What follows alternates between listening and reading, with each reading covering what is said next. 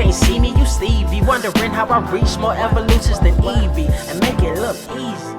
What is up, Earth's mightiest subscribers? It's Blur Without Fear. Welcome back to the channel. All right, today's video, I'm gonna talk just a little bit about Superman #4 by Joshua Williams, Jamal Campbell, and Nick Dragotta. There's not really a whole lot, in my opinion, going on in this issue, but there is something that is brought up that is really big. It's the idea that Kryptonite doesn't just affect Superman or other Kryptonians for that matter. For the longest time in DC Comics, Kryptonite didn't really do anything to humans. I mean, yeah, it is technically a radioactive compound, but it's one that is safe enough, low enough in levels of radiation that it can actually be safely held in the hands of a human, and for even a decent stretch of time. But the idea was that prolonged contact between a human and Kryptonite would eventually lead to health issues. You know, the usual stuff that happens when you're around too much radiation. You would get radiation poisoning, and that's not unexpected. But it was one of those things, it's so rare that it ever happens that no one ever really talks about it, because we always think about characters like Lex Luthor handling Kryptonite all the time. We always think about characters like Batman having Kryptonite literally in his utility belt. But granted, in the case of Batman, and even in the case of Luthor, they've always used certain methods to make sure that it was safe for them to be near it. In the case of Batman, even though it's in his utility belt, it's in a shielded compartment. It's a compartment that wouldn't allow any of the radiation that it gives off to seep out. And Luthor, well, he's Luthor. He has handled it without any kind of protection. He has also handled it with protection before, and he is largely okay, as far as we know. But in this issue, one of the things that's brought up is how Kryptonite can be used to affect normal humans in ways that we've never really seen before. Recently, we saw the character Parasite was given an upgrade by the new villainous characters that were introduced and back retconned into Metropolis's history, characters by the name of Graph and Dr. Farm. These characters have been manipulating some of Superman's villains,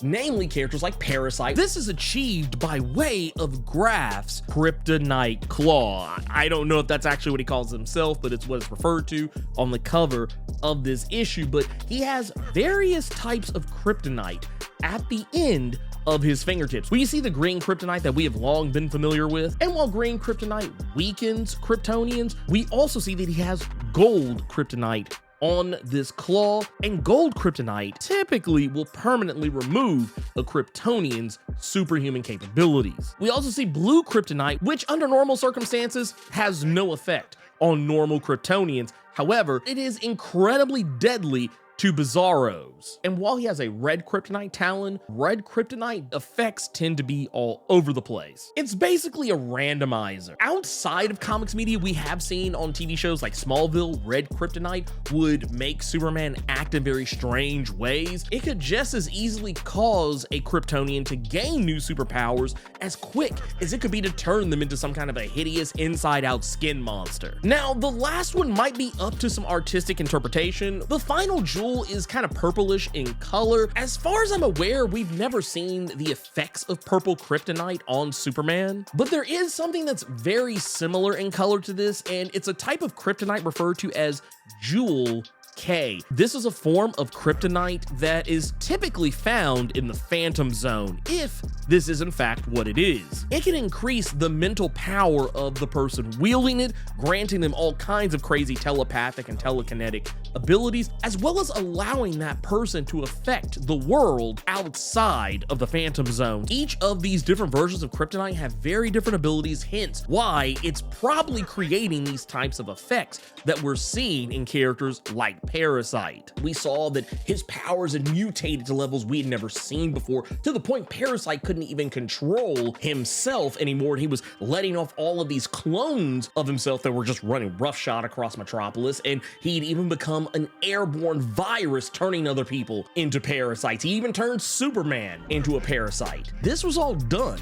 with Kryptonite. Prolonged exposure to Kryptonite greatly mutated Parasite's abilities, and we already know they've been working on characters like Bizarro, so there's no telling what Bizarro is going to be like if and when they finally let him out into the wild. But the character that they focus on in this issue is actually a character that we don't really talk about a lot in DC Comics, and you don't really see a lot either anymore. A character who typically only shows up with any kind of regularity in comics like Supergirl, and that is the character of Silver Banshee. In the Prime Earth continuity, her name is no longer Siobhan McDougal, it's actually Siobhan Smythe, but that's neither here nor there. She still has roughly the same powers as she had in the previous continuity. She's been around for a long time, since the mid to late 80s, first appearing in 1987's Action Comics number 595, and she's been a staple of DC Comics ever since, but we really don't see her as much in the Prime Earth continuity of DC Comics. Silver Banshee, for all intents and purposes, for those of you who are more familiar with my X-Men videos,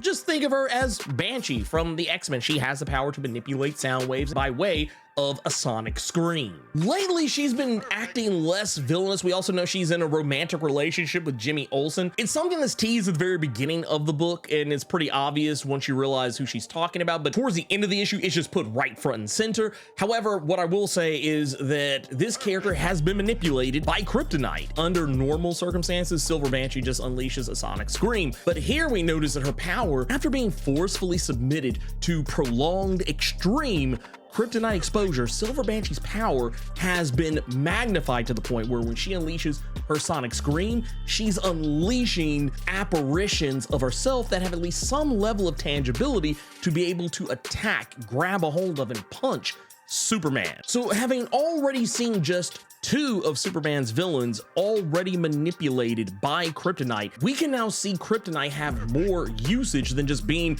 the bane of Superman. But anyways, that's everything I really want to talk about with this issue. Yeah, there's some stuff that's brought up with Lex Luthor's past as the former hero of Metropolis. This is all stuff I've already talked about. We've already known about this for the past few issues, and what little bit we do get about it, we see that he was nothing more than just your typical superhero from back at that time. He speaks in ways that no one ever actually talks. It's all well and good, but it's nothing that I'm ready to just talk about just yet. But anyways, if you enjoyed this video, do the YouTube thing, like, share, comment, subscribe, and make sure to tap that notification bell so that way you don't miss out on any of the videos that I put out. Thank you so much for taking the time to watch this video, and until next time, let me know what you think about Superman number 4. Keep it plus ultra and sound off in the comments.